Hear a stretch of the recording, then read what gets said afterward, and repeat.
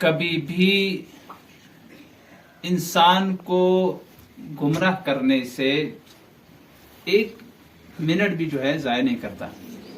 شیطان انسان کو گمراہ کرنے میں ایک منٹ بھی ضائع نہیں کرتا. شیطان 24 گھنٹہ لگا رہتا ہے کہ انسان کو گمراہ کرے. لہذا اور شیطان سے بچنا بہت مشکل ہے.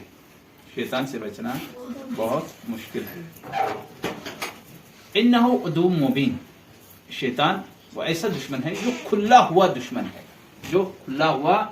ہے. وہ کبھی نہیں چاہے گا کہ ایک بندے خدا کے فرمان کے مطابق زندگی گزارے, رسول کے فرمان کے مطابق زندگی گزارے, ائمہ کے فرمان کے مطابق زندگی گزارے. حضرت نوح کے پاس شیطان آتا ہے. آنے کے بعد حضرت نوح سے مخاطب ہے. شیطان آتا ہے. آنے کے بعد ایک مرتبہ حضرت نوح سے کہتا ہے شیطان کہ میرے ساتھ گفتگو کرو. حضرت نوح نے فرمایا یہاں سے دفع ہو جاؤ, میں تمہارے ساتھ گفتگو نہیں کرنا چاہتا ہوں. تو ملعون ہے, میں تیرے ساتھ گفتگو نہیں کرنا چاہتا. پروردگار عالم کی طرف سے حکم آیا ہے نوح آج میں اس کی زبان پر حق جاری کروں گا, لہذا یہ جو کہنا چاہتا ہے اس کی سن لے. ایک مرتبہ شیطان کہنے لگا اے نوح میری گردن کے اوپر تمہارا حق ہے, کہا وہ کون سا حق ہے؟ کہا تم نے بہت بڑا احسان میرے اوپر کیا ہے. تم نے بد دعا کی ہے, سارے لوگ غرق ہو گئے. سیلاب آیا, سارے لوگ غرق ہو گئے. قوم نوح غرق ہو گیا.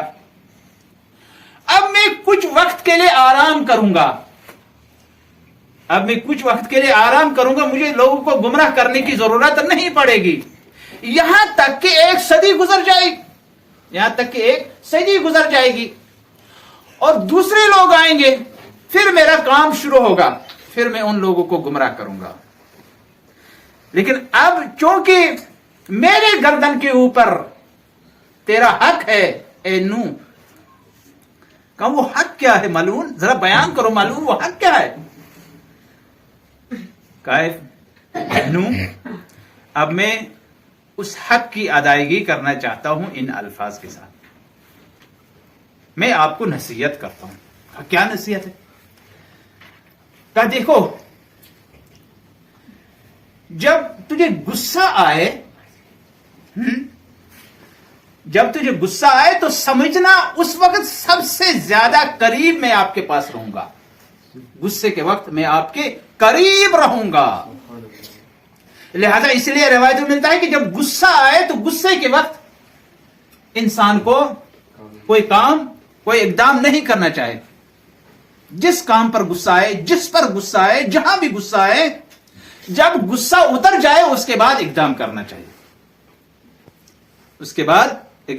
چاہیے. غصے کی حالت میں ہی انسان خودکشی بھی کرتا ہے. غصے کی حالت میں ہی انسان دوسرے کو قتل بھی کرتا ہے. غصے کی حالت میں ہی انسان پتہ نہیں کیا کیا کرتا ہے. لہذا اے نوح میں تجھے نصیحت کرتا ہوں کہ جس وقت تجھے غصہ آئے تو سمجھنا اس وقت میں سب سے زیادہ تیرے قریب رہوں گا. دوسری نصیحت,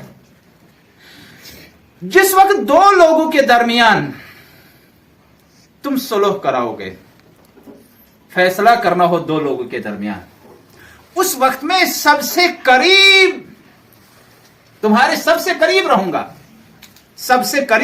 گا, اور میں کوشش کروں گا جو حقدار ہے اس کا حق چھینا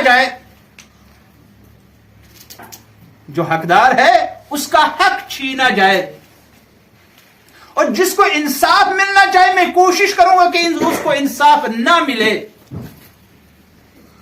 لہذا جب بھی انسان کہیں حکم قرار پائے دو لوگوں کے درمیان صلح کرے, اس وقت نہ رشتہ داری کا خیال رکھے, نہ دوستی کا خیال رکھے, نہ اثر و رسوخ کا خیال رکھے, نہ دولت کا خیال رکھے، بلکہ یہ دیکھے کہ حکم پروردگار کیا ہے، حکم پروردگار کے مطابق، رسول کی پیروی کے مطابق، ائمہ کی سیرت کے مطابق فیصلہ کرے۔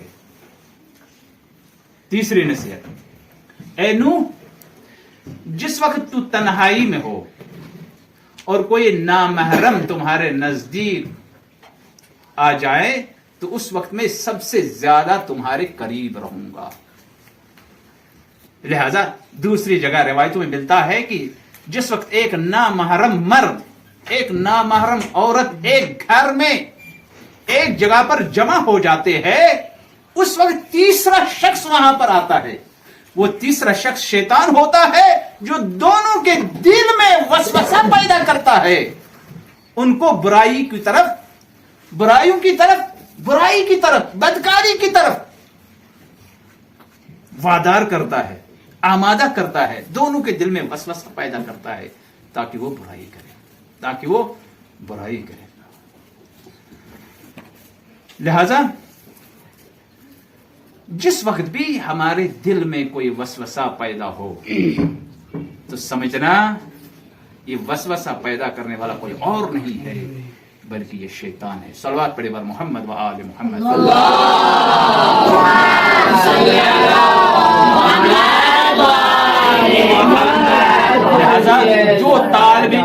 لہذا جو طالب علم کبھی درس اس کو یاد نہیں ہوتا، وہ سوچتا ہے ٹھیک ہے ابھی 1 گھنٹہ اور سونے دو، بعد میں یاد کر لیں گے، بعد میں یاد کر لیں گے، دیکھیں گے بعد میں۔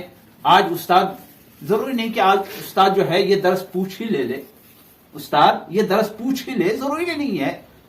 لہذا سمجھ رہے ہیں کہ اس وقت شیطان اس کے دل میں وسوسہ پیدا کرتا ہے تاکہ وہ درس کو یاد نہ کرے، تاکہ وہ درس کو یاد نہ کرے۔ لہذا سمجھ رہے ہیں جس وقت آپ کے اندر سستی پیدا ہو جائیں، صبح کے وقت سستی پیدا ہو جائے، جیسے دروازہ کوئی کھٹکھٹائے، اٹھو نماز کا وقت ہو گیا، اور آپ کہیں ٹھیک ہے 2 منٹ اور سو جاتے، ٹھیک ہے 2 منٹ اور سو جاتے، یہاں تک کہ بہت دیر ہو گئی۔ جب آپ کے دل میں یہ خیال آئے ٹھیک ہے تھوڑی دیر کے لیے دروازہ کھٹکھٹائے، ان کو جانے تو تھوڑی دیر کے لیے ہم سو جاتے، تو سمجھنا کہ شیطان آپ کے دل میں وسوسہ پیدا کر رہا ہے کہ بستر میں ہی رہو، بستر میں رہو، اور وہ حتمی کوشش کرے گا کہ آپ کی نماز ہی چھوٹ جائے، آپ کی نماز ہی چھوٹ جائے۔ لہذا جس وقت بھی انسان بستر میں ہو، اذان کی آواز آئے اور گرم بستر آپ کو اٹھنے نہ دے، تو سمجھنا کہ شیطان اس بستر میں حاضر ہے جو آپ کو اٹھنے نہیں دے رہا، جو آپ کو اٹھنے نہیں دے رہا ہے۔ اس وقت اگر آپ نے گرم کمبل کو اٹھایا اور پھینک دیا اور نماز کی آمادگی کی تو اس وقت شیطان کمزور ہو جائے گا، شیطان فریاد کرے گا، اس وقت شیطان فریاد کرے گا۔ لہذا ہماری یہی کوشش رہے گی کہ ہم شیطان کو پچھاڑ دیں گے، ہم شیطان کو پچھاڑ دیں گے، کبھی بھی شیطان کو اپنے اوپر حاوی نہیں